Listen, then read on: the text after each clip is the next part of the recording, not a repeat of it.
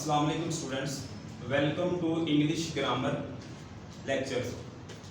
This is very important lecture that today I am going to learn direct and indirect speech, also we referred as direct and indirect narration. First we will discuss the definition of narration. What is narration? Act of reporting the words of speaker. बोलने वाले के अल्फाज को बयान करने का, report करने का जो अमल है उसे हम नरेशन कहते हैं. और there are two ways of reporting the words of speaker. और बयान करने वाले के अल्फाज को बयान करने का या बताने के दो तरीके हैं. First one is direct speech and the second is indirect speech. कोई बोलता है उसकी बात को दो तरह से बयान किया जाता है. ठीक है, एक को हम कहते हैं डायरेक्ट स्पीच और दूसरी को इनडायरेक्ट स्पीच कहते हैं. सबसे पहले हम देख लेते हैं डायरेक्ट स्पीच को. The actual words of a speaker are quoted as it is without any change. बोलने वाले के अल्फाज को हूबहू उसी तरह दोहराना बगैर किसी तब्दीली के डायरेक्ट स्पीच कहलाता है. डायरेक्ट स्पीच की एक पहचान ये भी है, the exact words of speaker are enclosed in inverted commas. जो बोलने वाले के अल्फाज हैं जो उसी तरह लिखे जाते हैं डायरेक्ट स्पीच के अंदर, उन्हें इन्वर्टेड कॉमास के अंदर क्लोज किया जाता है. इसकी ये पहचान भी है. नीचे एक एग्जांपल है, let's say an example, she says I am playing. यहां पे देखिए सेकंड पार्ट ऑफ सेंटेंस जो है वो इन्वर्टेड कॉमास के अंदर क्लोज है, तो इसका मतलब है कि ये जो है डायरेक्ट स्पीच है. अब दूसरा इसका एक पार्ट है, वे है जो बयान करने का, इनडायरेक्ट स्पीच है.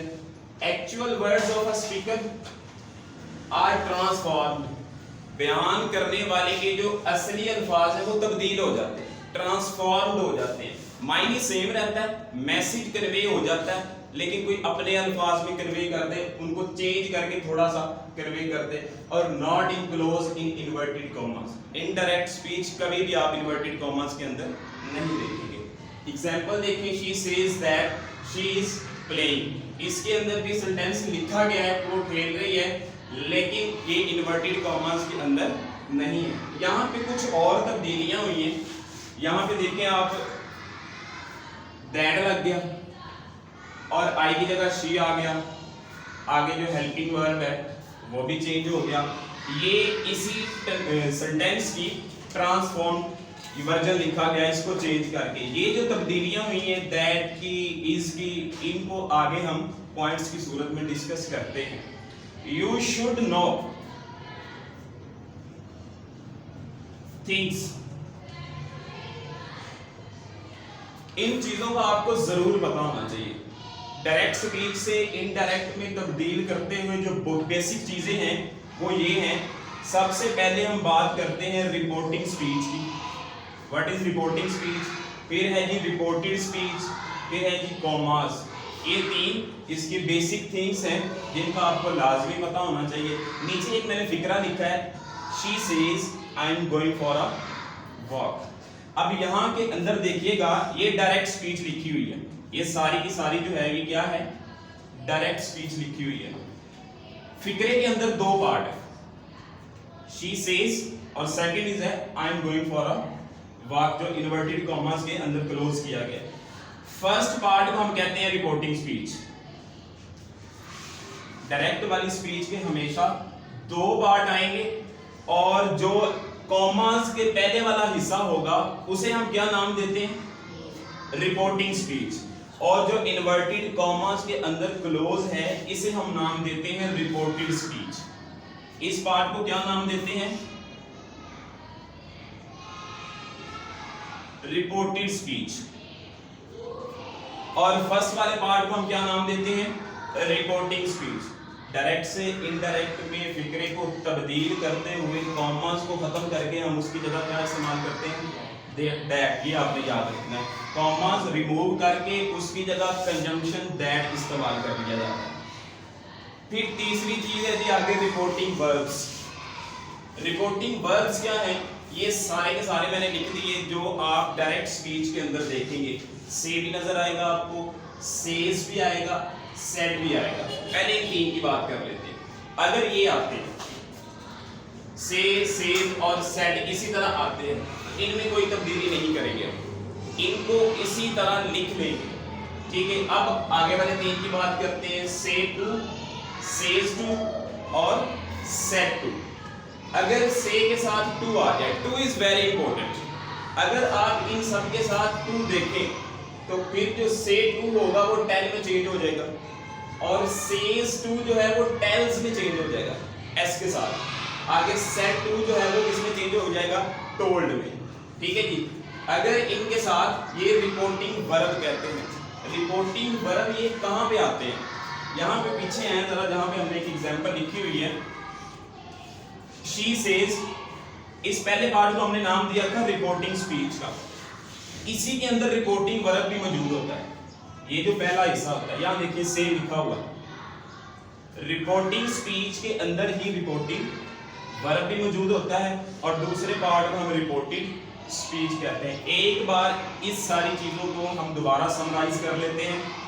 फिक्रे के डायरेक्ट स्पीच के दो पार्ट होते हैं, first part is called reporting speech and the second part is reported speech, और कॉमा को रिमूव करेंगे तो उसकी जगह हम क्या इस्तेमाल कर लेंगे, कंजंक्शन दैट। रिपोर्टिंग वर्ब की बात करें, से, सेज और सेड, अगर ये तीन आपको नजर आए तो इनको तब्दील नहीं करेंगे, इनडायरेक्ट में तब्दील करते हुए इन्हें इसी तरह हम एज इट इज लिख देंगे।